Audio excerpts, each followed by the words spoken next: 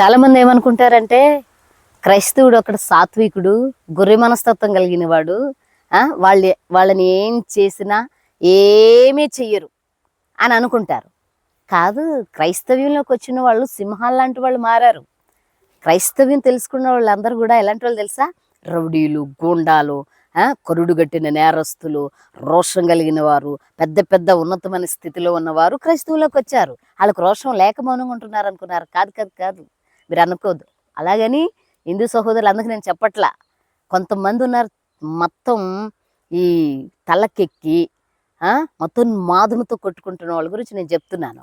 వీళ్ళ పౌరుషం లేక కాదు మౌనంగా ఉంటా, క్రీస్తు నేర్పిన తత్వం గురించి సాగారు. అర్థమవుతుంది. ఇది మాత్రం తెలుసుకోవాలి అందరూ కూడా.